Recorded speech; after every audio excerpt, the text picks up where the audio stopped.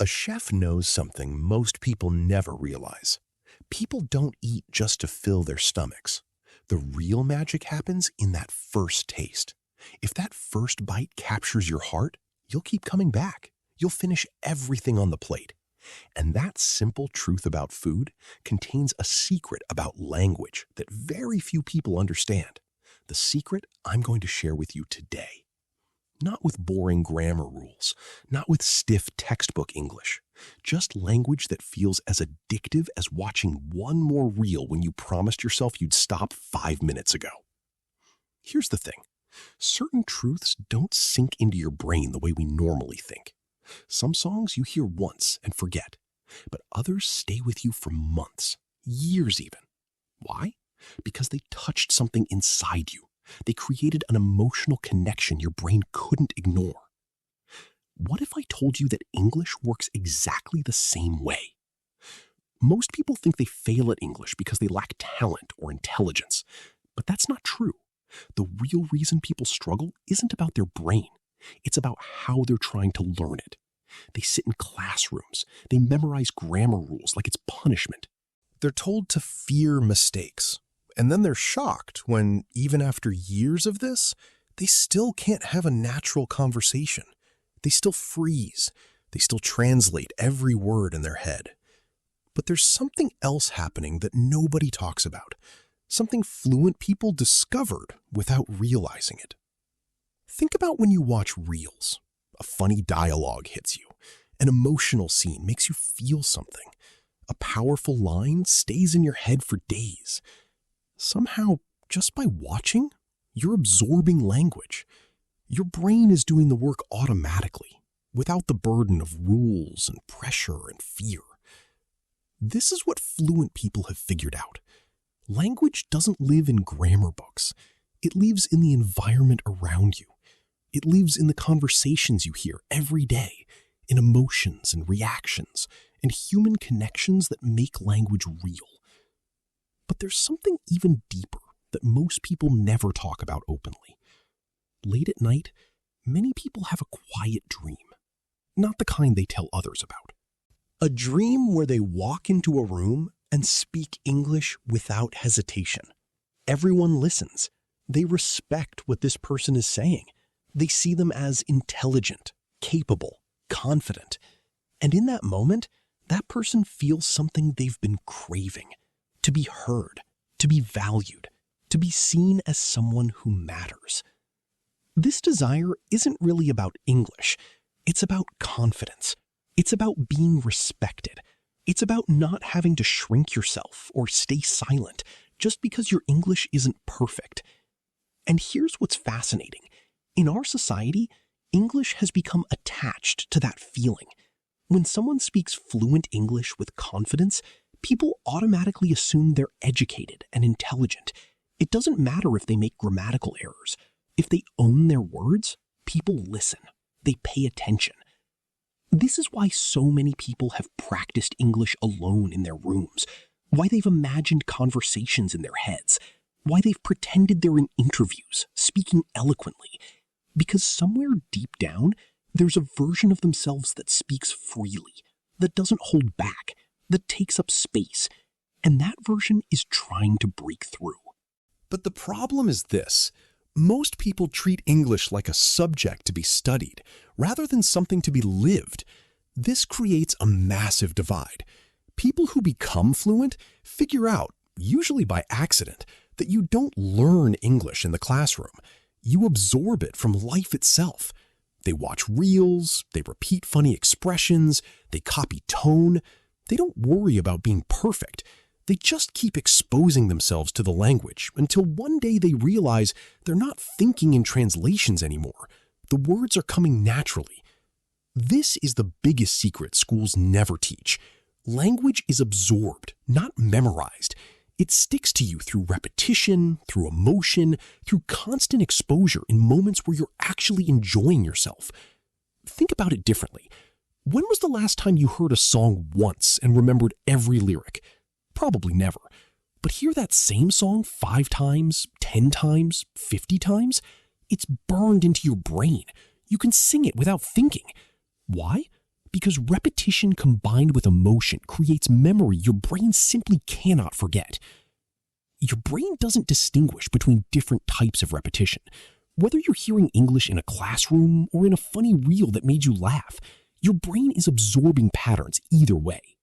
But the difference is in emotional weight. When something is fun, when it makes you feel something, when it's connected to joy or humor or surprise, your brain tags it as important. It holds on to it. This is why children learn languages effortlessly. They're not sitting with grammar books. They're not stressed about mistakes. They're living in an environment where they hear the language constantly, with emotion, connected to real situations and real feelings. Slowly, without formal instruction or fear, they start producing language naturally. As you get older, something shifts. School makes you afraid of mistakes. Getting things wrong becomes embarrassing rather than just part of learning. Suddenly, English becomes heavy, something to fear, something that requires perfection. And your brain starts resisting it because humans naturally pull away from things that feel heavy, stressful, or threatening. But reels don't create that feeling. They're light, they're fun. Your brain doesn't experience them as work. And when you're in that state, learning happens automatically. You're not forcing it. You're not stressing. You're just absorbing it. This isn't theory. This is how modern language learning actually works. The students becoming fluent fastest aren't buried in textbooks. They're scrolling through social media, watching content in English, picking up expressions naturally. They don't realize it's happening. They just think they're entertained. But their brains are working hard in the background, recognizing patterns, storing information, building connections. Here's another layer worth understanding. Some people walk into a room and immediately seem intelligent. They haven't said anything yet, but something about their presence, their confidence, their energy, it makes people assume they're smart. This is the power of confidence, and it's real. This confidence often comes from feeling comfortable. When you don't have to think about what you're saying, when language flows naturally from you, when you're not translating in your head, you can relax. You can be yourself. And when you're relaxed, people respond. They're drawn to it. This is why fluent speakers, even ones who make grammatical errors, often seem more intelligent than people speaking perfect English, but in a stiff, rehearsed way. The fluent speakers have confidence because they've made peace with the language. They're comfortable enough to be themselves, and that comfort is magnetic. But this comfort doesn't come from memorizing rules. It comes from exposure, from hearing language so much that it stops sounding foreign. It becomes normal. It becomes part of your world. And when language becomes normal to you, it becomes part of your identity. This is when something profound shifts. Suddenly, English isn't something you're doing. It's something you are. It's part of how you see yourself. And that changes everything. Think about this. Two people sit in the same English class. Same teacher, same textbook, same lessons. But 1 year later, one person is having conversations confidently, while the other is still translating every sentence. What's the difference? It's not talent. It's not intelligence. The difference is in what happened outside the classroom. The fluent person made English part of their daily life. They watched movies. They listened to podcasts. They followed content creators. They didn't treat it as a subject. They treated it as something to live in. They exposed their brain constantly. The other person only touched English during class. They studied for tests. They did homework. But the rest of their time, they lived in a different language. Their brain never got comfortable with English. It stayed foreign. It stayed difficult. Exposure is everything. The brain is a pattern recognition machine. When you expose it to something constantly, it recognizes patterns. It predicts what comes next. It understands context without being taught. This is how children learn languages. This is how anyone becomes genuinely skilled. But there's one more invisible barrier that stops most people, And honestly, it might be the biggest one of all: the fear of judgment. Most people don't struggle with English because they don't know words. They struggle because they're terrified of being judged. They imagine people laughing at their accent. They imagine being seen as less intelligent. And that fear is so powerful, it keeps them silent. This is opposite to the environment fluent people create. When someone watches reels casually, they're in a low-pressure environment. They can pause, they can repeat. Nobody's watching. There's no judgment. There's no fear. Just the language and their curiosity. And when you remove the fear, learning accelerates dramatically. Because fear and learning can't coexist. Your brain can't be anxious and simultaneously open to absorbing information. These are opposite states. The moment you remove judgment, the moment you create a space where mistakes are just part of the process, everything changes. This might be the biggest difference between traditional learning and what's working today. Schools create judgment. Mistakes are marked wrong. Mispronunciations are corrected in front of everyone. But reels-based learning creates the opposite. There's no judgment. There's no audience. Just you, enjoying content, absorbing language. Many people watch fluent English speakers and feel a quiet longing. Not jealousy, exactly. More like admiration mixed with a deep wish. I wish I could speak like that, they think. I wish I had that confidence. This feeling is so common that most people experience it in silence. They see someone speaking fluently on YouTube or in an interview, and they feel that pang. But most people just watch and move on. They don't realize the difference isn't as big as they think. The person they're admiring isn't a different species. They didn't inherit fluency. They simply made a choice. They decided English was worth incorporating into their daily life. They started watching content. They started listening. They started exposing themselves constantly. Over time, their brain adapted. The language stopped feeling foreign. It stopped feeling difficult. It became part of them. And that's available to anyone. It's not reserved for special talent. It's available to anyone willing to shift how they approach the language. Anyone willing to move from treating it as a subject to treating it as part of their environment. This is the crucial moment where many people face a decision. They see the truth. They understand how languages are actually learned. But taking action? That's where most people hesitate. They think about it. They plan to start. They tell themselves they'll begin tomorrow. And tomorrow becomes next week. Next week becomes next month. Months pass and nothing changes. But here's what matters. Time passes anyway. Whether you act or not, time moves forward. The question is whether you'll use that time to grow or to regret. 1 year from now, if you do nothing, you'll be exactly where you are now. You'll still feel that hesitation. You'll still think in translations. You'll still feel anxiety. But it doesn't have to be that way. 1 year from now, if you start incorporating English into your daily life in small ways, you could be completely different linguistically. You could understand movies without subtitles. You could join conversations without constant mental translation. You could feel genuinely confident. The difference between these futures is just the choice you make today.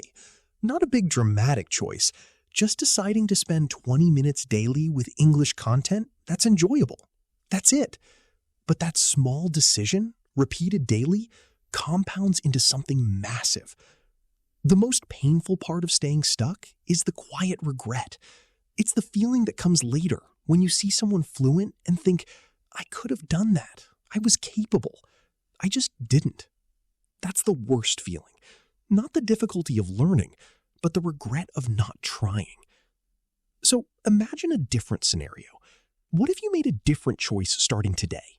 What if instead of studying English formally, you just incorporated it into your life in ways that feel natural? Maybe you start with 5 minutes. You watch a reel. You listen to a funny dialogue. You don't study it. You just consume it like entertainment. That's it. 5 minutes.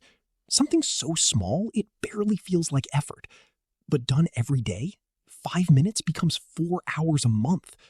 Over a year, that's dozens of hours of exposure. Your brain hearing English, recognizing patterns, absorbing expressions, becoming comfortable. And here's the thing. This doesn't feel like learning. It feels like entertainment. So you're not fighting yourself. You're not forcing something you hate. You're actually enjoying it.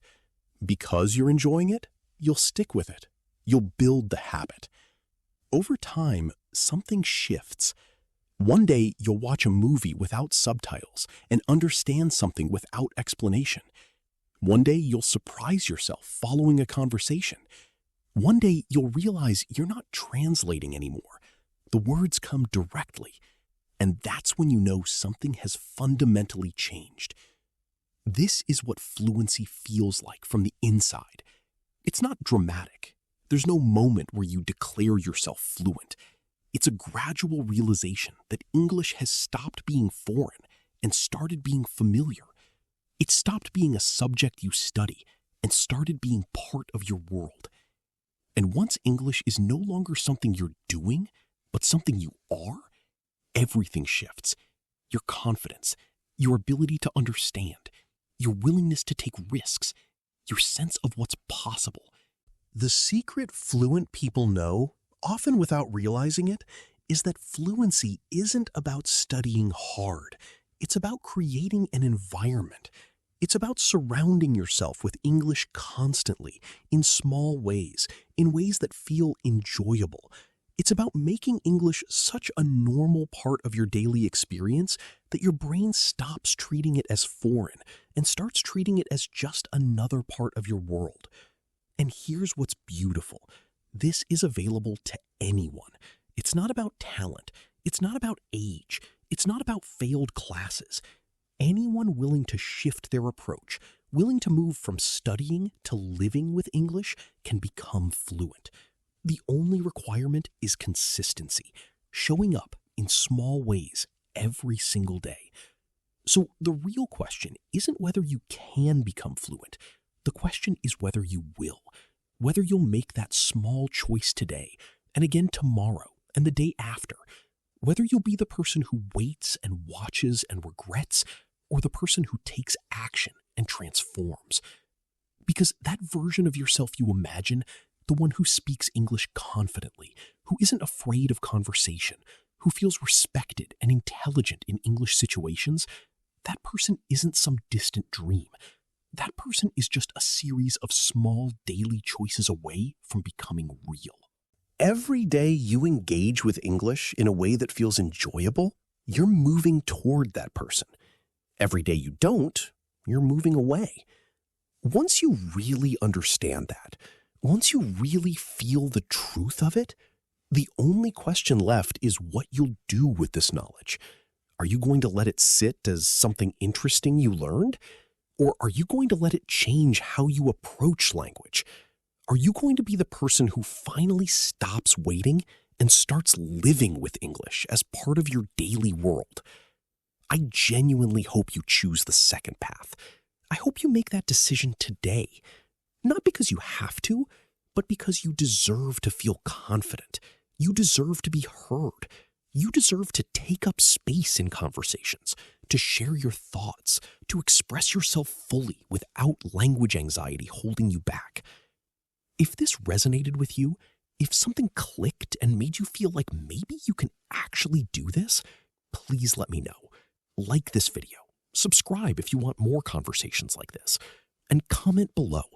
Tell me what held you back from English before and what you're going to try differently starting today. Because your story matters, and I'd love to hear what happens when you finally decide to change your relationship with this language.